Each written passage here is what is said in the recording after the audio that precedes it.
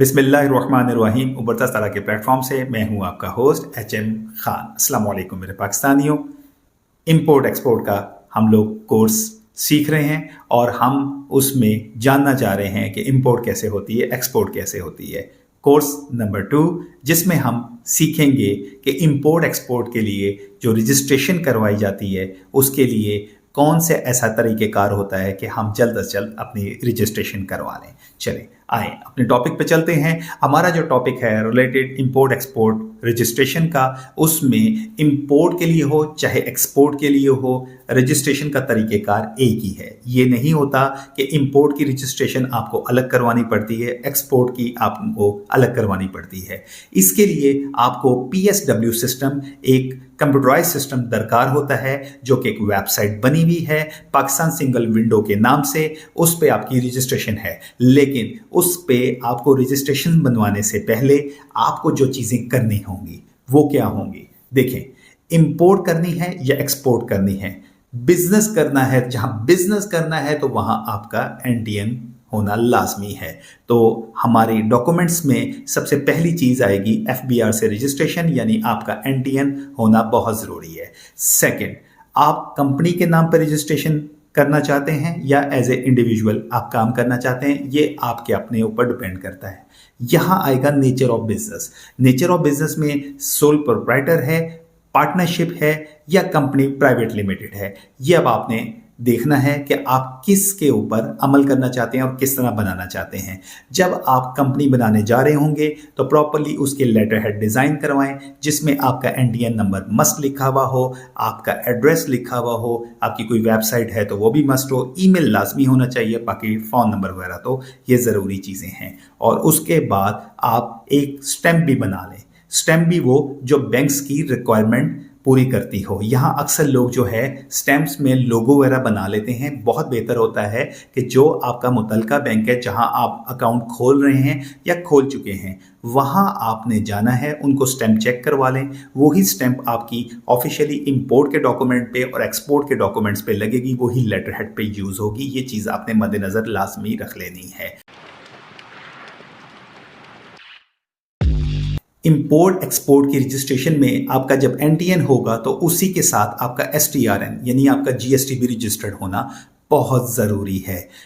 Sales tax registration आपकी monthly उसकी return भी जमा हुआ करेगी और वो आपकी मस्ट जमा होनी चाहिए। इंपोर्ट और एक्सपोर्ट में उसकी ज़रूरत होती है। अच्छा, यहाँ जब हमारी ये दो चीज़ें मुकम्मल हो जाएंगी तो हमने अपने मकामी सिटी में देखना है चेंबर ऑफ कॉमर्स कौन सी हमें लगती है। लाहौर के वाले लाहौर के लिए अप्लाई करेंगे, सियालकोट, गुजरांवाला, पेशावर, फैसलाबाद, इस्लामाबाद।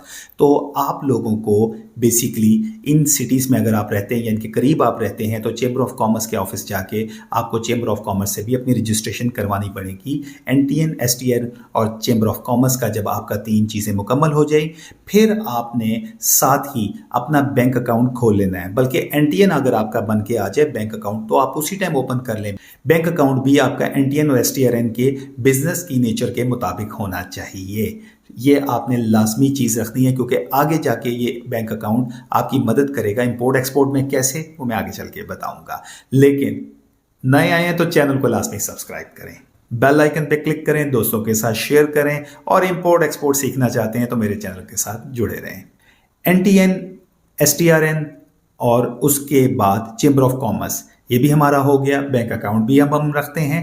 अब हमें नेक्स्ट स्टेप में क्या करना है। नेक्स्ट स्टेप आपका वेरी इंपॉर्टेंट जो इंपोर्ट एक्सपोर्ट से रिलेटेड है वो है PSW सिस्टम, यानी पाकिस्तान सिंगल विंडो पे आपने रजिस्ट्रेशन करवानी है। घर बैठ के भी कर सकते हैं, बेहतर होगा। कंसल्टेंट भी आपका लीगल एडवाइज़र होना चाहिए, वो आपकी इसमें मदद जल्द अज जल्द कर देगा, क्योंकि बाद में उसने आपकी रिटर्न भी फाइल करनी है। अगर आपको खुद भी आती है, आप ऑनलाइन खुद भी कर सकते हैं तो आप कर सकते हैं। बट एनीवे, PSW के ऊपर अपने आप को रजिस्टर्ड करवाएं, उसको इंटरलिंक कर दें अपने बैंक के साथ। जब आप बैंक के साथ जुड़ जाएंगे तो अब आप इंपोर्ट और एक्सपोर्ट आराम से करते हैं। ये है रजिस्ट्रेशन का तरीक़ेकार। देखें, इंपोर्ट और एक्सपोर्ट में जो चीज़ हमें समझनी पड़ेगी, अक्सर लोगों के माइंड में यहाँ बात आ जाती है कि जी हमने तो छोटी मोटी आइटम्स मंगवानी होती है, सैंपल वगैरह मंगवाने होते हैं मार्केट से, उसके ऑर्डर जनरेट करने होते हैं, देन उसके बाद देख लेंगे क्या उसके लिए भी रजिस्ट्रेशन चाहिए। देखिए एनटीएन एसटीआरएन आपके पास अगर है या सिर्फ एनटीएन भी है तो छोटी मोटी आइटम्स के लिए कोई इतनी इंपॉर्टेंस नहीं है इसकी।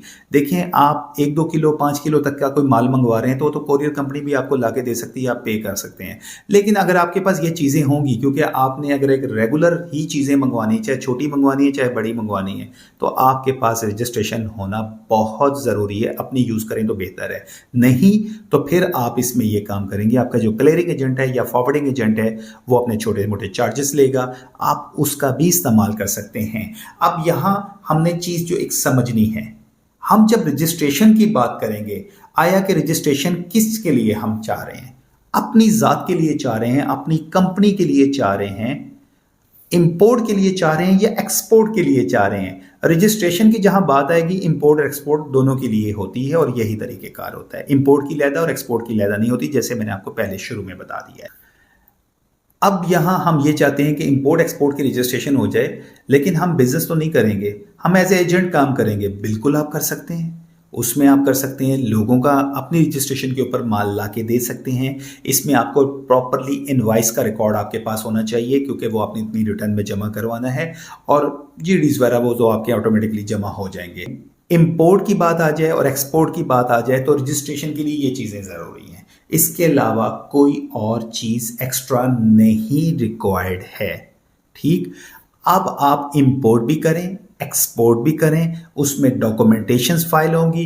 डॉक्यूमेंटेशन कौन सी होंगी वो हमारी नेक्स्ट एपिसोड होगी, जिसमें मैं आपको सिखाऊंगा कि डॉक्यूमेंट्स आपको कौन कौन से चाहिए होते हैं और इंपोर्ट के लिए कौन से होते हैं, एक्सपोर्ट के लिए कौन से होते हैं। यहाँ सिर्फ बात होगी रजिस्ट्रेशन की।